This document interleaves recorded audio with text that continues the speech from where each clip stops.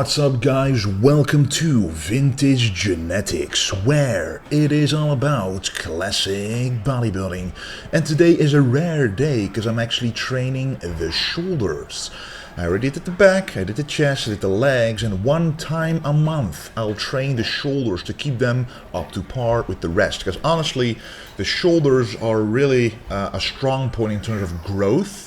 So, if you have a strong point, you shouldn't pay too much attention to it if it disbalances the rest of your physique. And since I'm a classic bodybuilder, I don't want my shoulders to be that huge, even though some people say that my shoulders are already a little bit too big compared to, the 70s, but I think it's a great balance to have a good set of shoulders, especially the side delts and the rear delts have to be in balance with the front delts.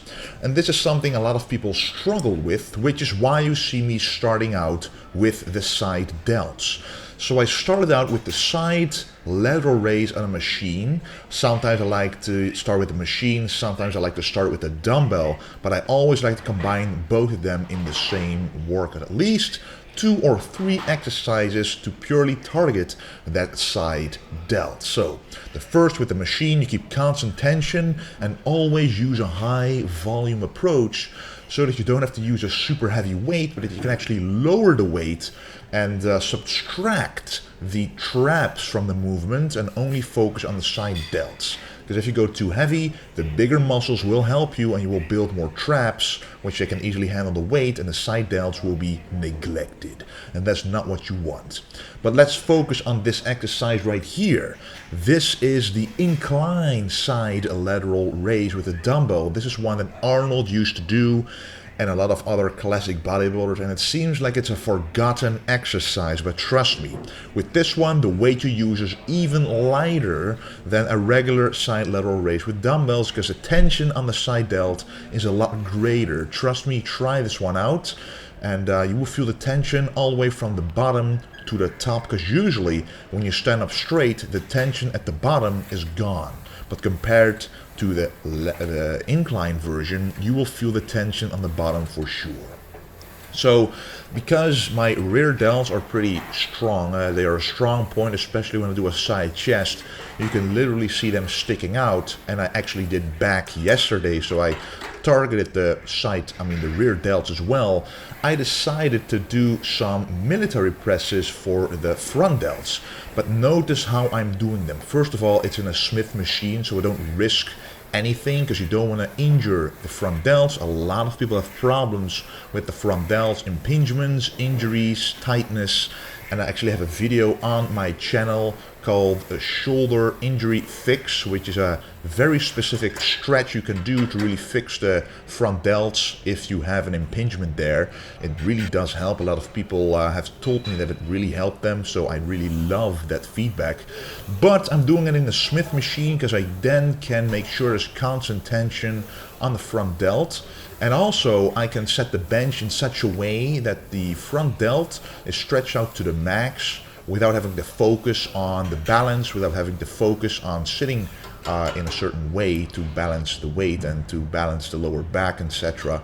You can actually put the bench a little bit backwards to make the movement a little more natural, so that actually the upper chest will aid you a little bit in fatiguing that front delt. But that's why it's important to use mind-muscle connection to really target the front delt very well, because otherwise the upper chest will do most of the work, which is not what you want. But you don't want to sit up entirely straight because that is actually bad for your shoulder joints. So I decide and I prefer to do it that way.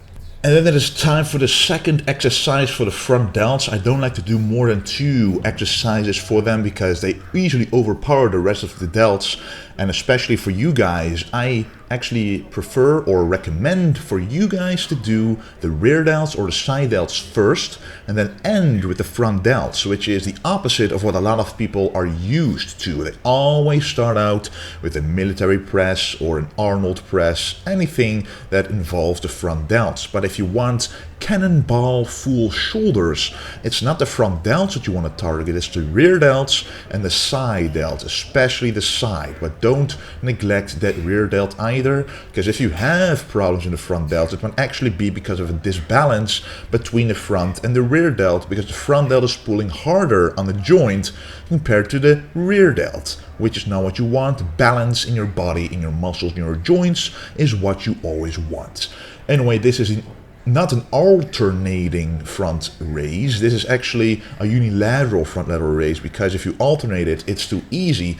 I like to fatigue the muscle to the max, which is why I decide to stick with one arm and then the next. And then after 2 front delt exercises, it's time for some reverse flies or a rear delt fly. And I love this exercise, but you always have to do this with a high volume, because just like with the side delts, the traps really like to work with the delts. They like to collaborate to actually make the movement more efficient, because in nature you don't want to spend any more energy than necessary. But if you choose a lighter weight and use higher volume, you're able to pump a lot more blood in those small rear delt muscles and blow them up to be big, which is what we want, which is why we train them. So I actually start out with 25 reps, then I go to 20 reps, then 15 reps, and sometimes end up with 12 reps. But I never do sets like 8 reps or 6 reps, because that's literally a rear delt exclusion, because it includes the traps more, and you don't want to train the traps when you try to target the rear delts. That's what bodybuilding is. You don't want to move the weight, you want to enhance the muscle that you're working. You want to use the muscle. And this is actually a rear delt row, and here I do go pretty heavy, but I still go quite high rep, at least 15 reps, ending maybe with 12 reps, but this does target the traps quite a lot as well. But this does require some mind-muscle connection at the same time, because you want to feel that peak contraction in the rear delts that you can see them contract, but you also want to feel the traps contracting at the same time. But because the traps are working together with the rear delts, you can actually overload them with more weight, which is why I'm adding 20 kilo plates on each side. So this is actually quite a heavy weight. If you were to focus purely on the rear delts, it would be an impossible exercise to do. So how you want to perform this exercise is you want to sit as low as possible on the seat.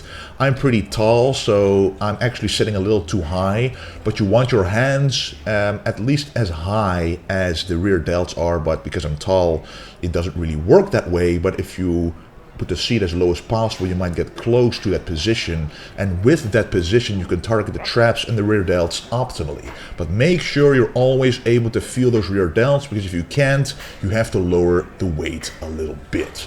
And then it is time to end the workout with some cable crunches. And you noticed that I'm not doing that much exercises for the delts, because they are already developed. If you have strong points, guys, if they grow fast, and if you perform the same amount of exercises, reps, volume, weight with a strong point, it will never balance out with your entire physique. Because if you have a weak point, the strong point will look actually weird compared to the weaker points. Just imagine if I worked out my shoulders as much as the rest, my legs in turn would actually look smaller, because wider shoulders with a lack of a quad sweep doesn't look that good. So that's why you always have to balance the entire physique. But these are special cable crunches. Every time I crunch down, I actually blow out all the air. I breathe out as much as possible and then pull in my stomach like a vacuum. So pull in your belly button to your spine, which is the way to perform the vacuum. And that is actually an exercise to work on the transverse abdominis, which is the muscle that enhances the vacuum that you can perform on stage, or simply make your waist appear smaller. Anyway, guys, I want to thank you for watching. A lot more videos are coming. A Q&A is coming up next. And do not forget to stay golden.